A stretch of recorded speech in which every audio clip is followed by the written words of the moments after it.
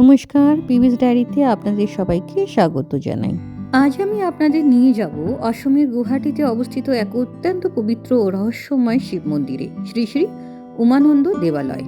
কথিত আছে কামাখ্যা মায়ের সম্পূর্ণ হয় না দর্শন যদি সরাসরি উমানন্দ দেবের দর্শন না করা হয়। তাই কামাখ্যা মন্দির থেকে বেরিয়েই সিদ্ধান্ত নিলাম আজই যাব উমানন্দ শিব ঠাকুরের কাছে। কামাখ্যা মন্দির থেকে বেরিয়ে আমরা অটো করে জনপ্রতি 30 টাকা দিয়ে কামাখ্যার মেন গেট পর্যন্ত এলাম। সেখান থেকে খুব সহজে স্টেট বাস পেয়ে গেলাম। বাস ভাড়া ছিল জনপ্রতি 20 টাকা। বাস আমাদের নামিয়ে দিল গুয়াহাটি বিখ্যাত গেটওয়ে অফ গুয়াহাটি এলাকায়। গেটওয়ে এলাকায় পৌঁছে আমরা ফেরির টিকিট কাটলাম। টিকিটের ভাড়া জনপ্রতি 100 টাকা। এই টিকিটে যাওয়া আসা দুটোই অন্তর্ভুক্ত। ফেরির যাত্রার সময় প্রায় 15 মিনিট, ফেরিতে ওঠার সময়টা নির্ধারিত থাকে, কিন্তু উমানন্দ দ্বীপে পৌঁছে আপনি যতক্ষণ ইচ্ছা থাকতে পারেন, সাধারণত বিকেল 5টা পর্যন্ত। শেষ ফেরিটা প্রায় 5টার সময় ফিরে আসে। তার আগে আপনাকে অবশ্যই ফেরিতে উঠতে হবে। ব্রহ্মপুত্রের বুকে উমানন্দ দ্বীপের দিকে যখন ফেরিটা ধীরে ধীরে চলতে শুরু করে, তখন আমার চোখের সামনে ভেসে ওঠে ফেরির ভেতরের এই বিশাল অংশটা। আসুন আপনাদের সঙ্গে আমি এই দৃশ্যটা ভাগ করে নিই।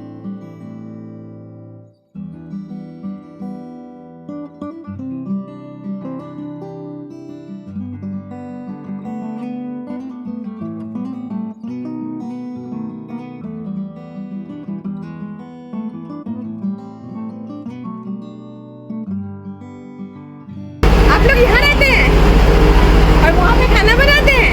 नहीं, हम लोग 3 दिन चला था, खाना बनाना वाला है। तो यहाँ पे आपको हमेशा रहना पड़ता है, यही ड्यूटी है? बाप रे। এই ভদ্রলোকের সঙ্গে কথা বলে জানতে পারলাম এনারা ইঞ্জিন চালান, রান্না করার জন্য আলাদা লোক থাকে। ফেরির সামনের অংশে এসে দাঁড়াতেই চোখের সামনে ভেসে ওঠে বিশাল ব্রহ্মপুত্র নদী। নদীর ঠিক মাঝখানে এসে একটি ছোট্ট সবুজ পাহাড় দেখলাম। এটাই পিকক আইল্যান্ড, আর এখানেই অবস্থিত উমানন্দ দেবালয়। এই দ্বীপটিকে বলা হয় বিশ্বের সবচেয়ে ছোট বসবাসযোগ্য নদী দ্বীপ। ফেরি থেকে নামার পর সিঁড়ি দিয়ে ধীরে ধীরে ওপরে উঠতে হয়। চারপাশে গাছপালা, পাখির ডাক আর এক অদ্ভুত শান্ত পরিবেশ। মনে হয় যেন শহরের কোলাহল থেকে একদম আলাদা এক জগতে চলে এসেছি।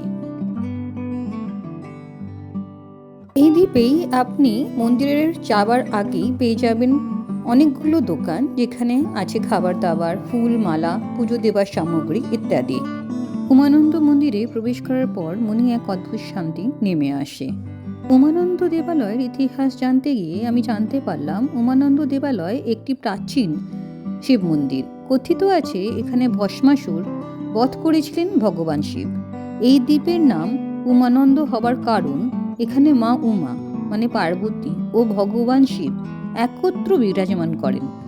আবার ব্রিটিশ আমলে এই দ্বীপকে বলা হতো পিকক আইল্যান্ড, কারণ এখানে প্রচুর ময়ূর দেখা যেত। মন্দিরের মধ্যে প্রবেশ করেই প্রথমে আমরা রাধাকৃষ্ণকে দর্শন করি। তারপরে একটা লাইন অন্য ঘরের দিকে এগিয়ে যায়। সেই লাইনের ভেতর দিয়ে আমরা গিয়ে দেখি গুহার মধ্যে শিবলিঙ্গ এবং মা পার্বতী পাশে বিরাজমান।